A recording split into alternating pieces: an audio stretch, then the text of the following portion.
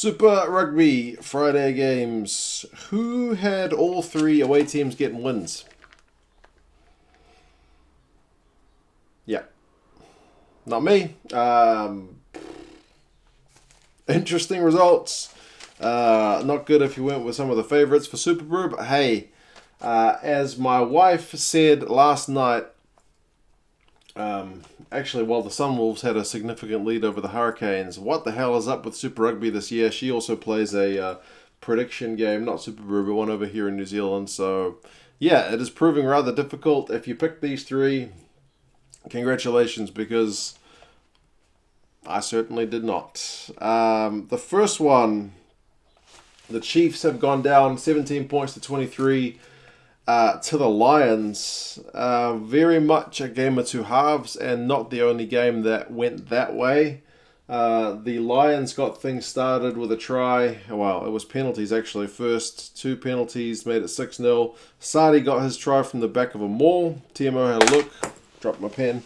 But it was all good. He forced it before it kind of bobbled loose. Made it 13-0. And then Warren Whiteley set up Apiwa Dianti with one heck of a grubber kick for a loose forward to be making, especially. It's one that any number 10 would be proud of, and it was just magic stuff. Dianti went and scored that try. They got the conversion, made it 20 points to 0 at halftime. So it was pretty soul-searching stuff for the Chiefs. But in the second half, it did take them a while. It took them... Oh, Lalala's name's rubbed off my board. Whoops.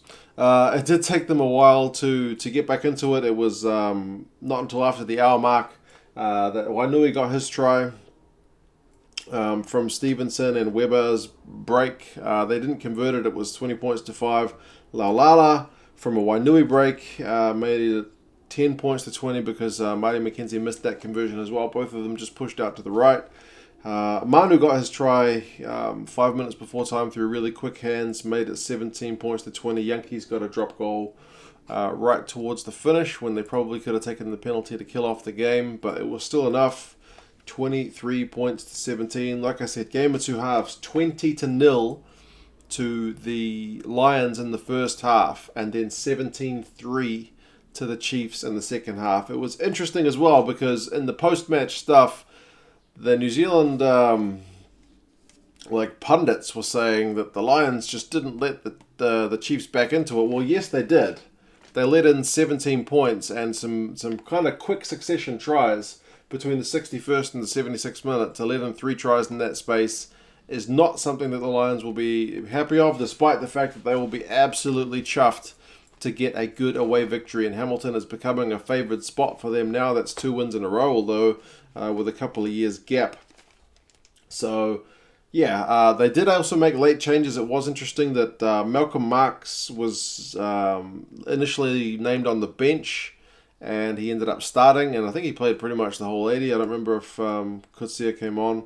Yankees was initially named on the bench, but he ended up starting at number 12 and having a pretty good game. So I can't help but wonder if with all the Chiefs guys that ended up not playing, they decided to go for the kill early by bringing on their big guys to start rather than to finish.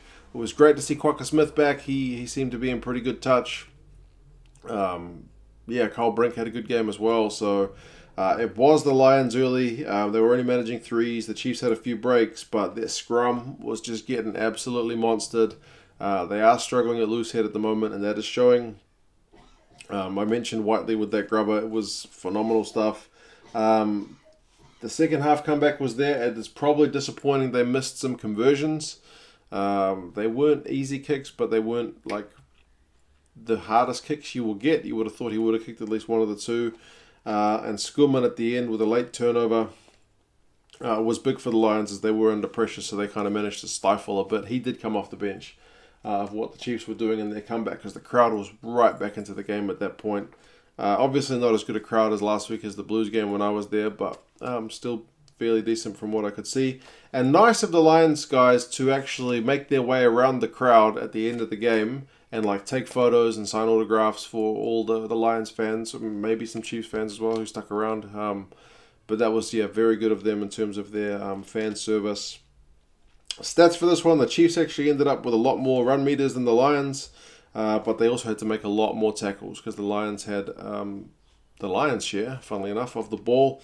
141 tackles to 91 is a big difference that the Chiefs had to make a lot more. If you look at this game of two halves thing, the Chiefs had 33% possession in the first half, but 56 in the second, so it evened it up to kind of like 45 by the end. But that's what I mean by very much a game of two halves. Well done, Lions. A good away victory. Chiefs, just as your run was looking to start back again. I mean, there's a bonus point there, but yeah, given the fact that the Chiefs travel away to the Hurricanes next week, they may look back at this one as a bit of a missed opportunity. The Lions go away to the Crusaders, so to get this win away on tour will definitely be points in the bank because you would not be banking on them to get much out of next week's game. Not many teams do. Hey, maybe they will, but yeah, it is definitely the toughest place to go in Super Rugby. The next one, the Sunwolves against the Hurricanes. I watched this one as well. Another game of two halves. It was pretty frenetic and open stuff. I don't remember seeing this many kind of kicks through and guys gathering, and yeah, it was very open. There was a lot of space in this game. It was very much an entertaining one. Phenomenal crowd. They were making a lot of noise in this game. It's good to see that despite the fact that the Sunwolves have got the axe after next year's comp, that the fans still turned out to support their team. They were, I think it seemed like it was sold out and it was loud. So they could certainly teach a lot of us other areas about supporting the team. It may not be the thing for the TV deal, but certainly in terms of atmosphere and attendance, it was a very good look for the Sunwolves. They started off well, did the Sunwolves. Game of two halves. They had the first half. Masarewa got a try from a Vosiato. Is it Vosiato? Everyone calls him Vosiako, but the commentators were saying his name correctly. He had a break, so it was the Lucy playing in the midfield. He showed some absolute gas. He beat, I think, Tia, and it might have been Fletcher Smith. And yeah, set up Masarewa for a try. It was 7-zip. Sunwolves kicked the penalty not long after, 10-0. Perinara did get his try like on the 14th, 15th minute, a big dummy. I think Yamashita bought that dummy kind of hook, line and sinker, and Perinara went in for another try. That guy is another one who's going to be looking at that try scoring record if he keeps going at the rate he's going. Sunwolves another penalty in 22 minutes, 13-7, and then another one on like 27 minutes, 16-7, and then Masarewa got his other try. The guy is an absolute magic try-scoring form as Masarewa. He is just getting tries for fun from a good Hayden Parker cross kick after a turnover. 23 points to 7. That's what it was at halftime, and that's when my wife was,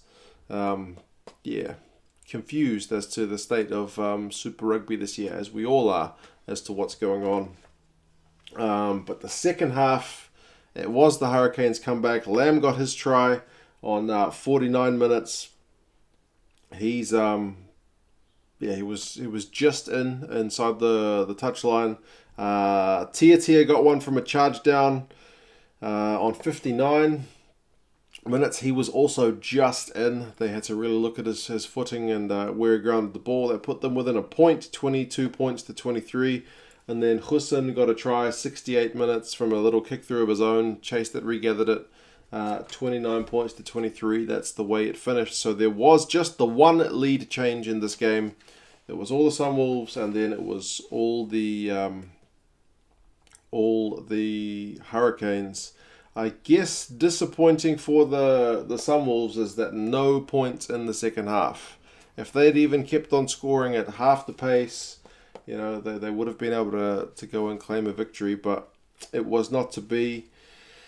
But yeah, that experiment with the Vosiato, is it Vosiato?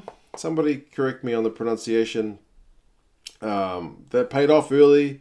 There were so many loose balls. It was just end-to-end stuff. The guys must have been pretty knackered by the end of this one. Perinara could have had another try. He lost the ball in the corner. So, yeah, it was just really, really frantic. There was one point where the Hurricanes got a penalty reversed because they won a scrum penalty, and then they somebody threw Tanaka on the ground, and referee rightly reversed the penalty. So it was, at that point, it was only one point in the game. So Could have been costly, but ended up not being so for the Hurricanes. But yeah, Sunwolves line-out was still not the best. I think it operated at 86%. They lost a couple, and I remember at pretty costly times as well. They really need to, I mean, I guess you could say that's a bit more improvement, but still, it needs to be a step better. The Sunwolves on 75 minutes got a scrum penalty, and the Hurricanes were on a warning for too many penalties. They went for another scrum, and the Canes just fronted up. Their pack just monstered the Sunwolves after having just given away a scrum penalty. And they got a tight head, so that was kind of a key moment as well. But yeah, in terms of stats, run meters pretty even, 400 plus each. Kind of speaks to the way the game was played. Both teams tackled actually fairly well, 85% for the Sunwolves, 83% for the Canes, although the Sunwolves had to make more with 110 to 78. Penalties conceded were pretty even, 11 each, exactly even. So I guess that's kind of the key for the Sunwolves to be competitive in these games, is keep the penalty count even and keep the tackle rate above 80%. They showed what they can do. They did concede too many tries in that second half, obviously, and weren't able to get their scoring to click, but it was still an entertaining game. I don't think many fans would walk away from that too disappointed. They do get a bonus point, albeit a losing one rather than a win. But hey, the Hurricanes are a pretty good team. They are one of the best teams in the comp thus far. Still not that convinced. The fact that they had to come back from 23 points to 7 speaks to a wee bit. The Sunwolves have got another chance against the New Zealand team against the Highlanders next week, also in Japan, so that should be a big game. We'll be interested to see if the Highlanders, having seen this, go with a full-strength team or whether they likewise rest some players like the Hurricanes did. The Hurricanes are at home to the Chiefs, so that's always a pretty good matchup. The Hurricanes and the Chiefs. There is a wee bit of bad blood between those guys. They do like to beat each other for sure. The last one, the Sharks and the Reds. This one I did not see in full. I've just seen the highlights this morning, but I woke up and I was so sure the Sharks for this one after getting monstered at home last week. I was like, right, Sharks good, Sharks bad, Sharks good, Sharks bad. This was supposed to be a Sharks good week. Nope. 21 points to 14. The Reds get this one. Only 5 tries. I guess I say only. Most of the games, well, first one only had 5. The second one had 6. So, yeah, 5 tries is fine. Hegarty for the Reds early on just went straight through a gap, 7-0. Feawai Sautia from a beautiful Karevi offload made it 14-0 just before 20 minutes. The Sharks got one from Van Vuren from a maul. Interestingly, one of the Reds' things they kind of pride themselves on is their forward pack. But if you look at the Sharks' tries, Van Vuren from the back of a maul and Dan Dupree just before full time from the back of a scrum, that's where they were able to get their points. And you look at the Reds' tries, Hegarty, who's their number 10, Feawai Sautia, who's a midfielder, and McDermott, who's their number 9. And that was just through some kind of crazy offloads, made it 21-7 at that point, just on the hour mark. Yeah, I suppose it's the Reds kind of developing their game another step. They have been missing that, like at least last year. They had really good scrum, but man, their backs just, they had the talent, but they just either weren't being given the ball or they just weren't executing. Perhaps we're starting to see a bit extra of that now, but I'm not sure if it's at the cost of some of their forward play because, as I said, the Sharks were able to bully them for 2 tries. But yeah, Karevi is in great form. He is a key man for the Reds. I did read something about him potentially leaving after this World Cup year, which will be disappointing because he is such an important player for everything they do. He's guilty sometimes of missing tackles, but he adds so much with the ball.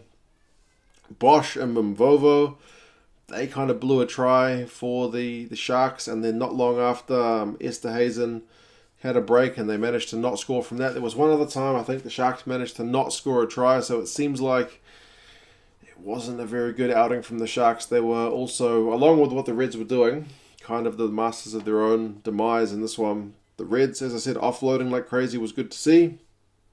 It was very nice to see Kuhn Bosch nail a very difficult conversion right towards full time to still give them a chance to clinch a draw.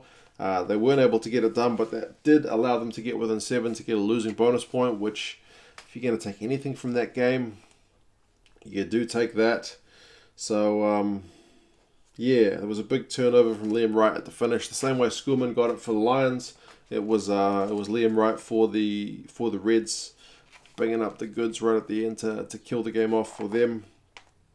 It's a 15-year drought that's been broken for the Reds, so they finally get a win in Durban. It was unexpected by me, for sure. If you pick this one, you are probably a diehard Reds fan or a genius, because I didn't see that coming.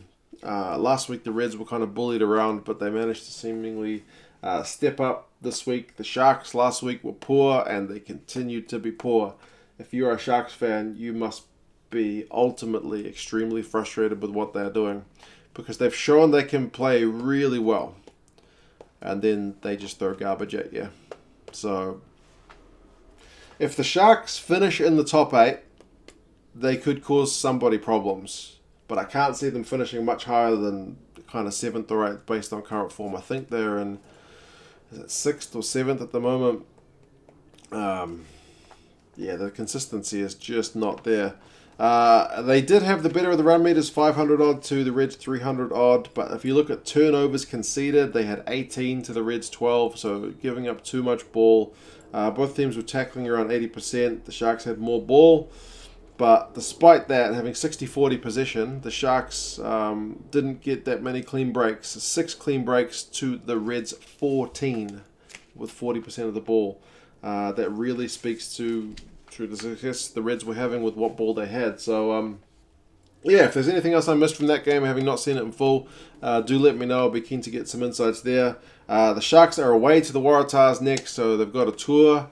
The Sharks, as some people have said in the comments, seem to play better away from home. Maybe this will be a good break for them, because at home they have been hot garbage.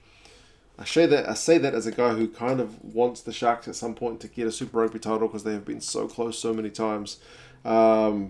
The Reds get a well-deserved break. They will definitely have their heads held a lot higher with that result. But, yeah, 3 away wins. Let's hope the Blues can continue that trend. Today, it would be like the Blues to be the first first away team to get a loss this week. But, hey, we'll see what happens. You guys let me know your thoughts on the games. And, yeah, I'll talk to you again soon. See you later.